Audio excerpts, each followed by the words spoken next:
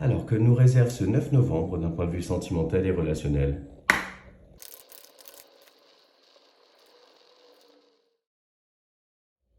Alors là, ce que je vois pour aujourd'hui, c'est que on va oser s'ouvrir, oser s'exprimer par rapport à quelqu'un, exprimer ses ressentis profonds, sans crainte, sans méfiance, en toute simplicité. C'est ça. Moi, ce que je ressens, c'est qu'aujourd'hui, il y a une conversation ouverte, une conversation cœur à cœur avec quelqu'un. Et d'ailleurs, ça vient apporter plus de clarté, hein. C'est quelqu'un avec qui vous avez un lien qui est quand même assez fort, un lien qui peut aussi vous déstabiliser. C'est comme si jusqu'à présent, vous restiez un petit peu discrète, discret par rapport à ça. Et vous décidez de vous dévoiler en fait. Certains et certaines pouvaient avoir aussi une sorte de crainte, hein, par rapport à une dépendance affective. Cette crainte-là de retomber dans un schéma comme ça.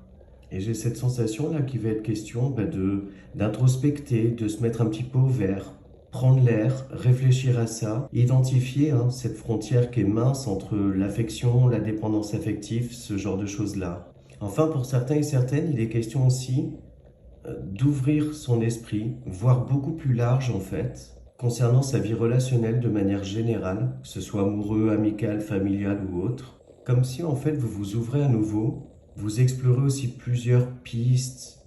Je sais pas, c'est assez confus dans ma tête. C'est ça en fait, il y a une ouverture d'esprit qui se fait et qui est bénéfique, hein, pour vous, qui vous permet de comprendre un certain nombre de choses aussi.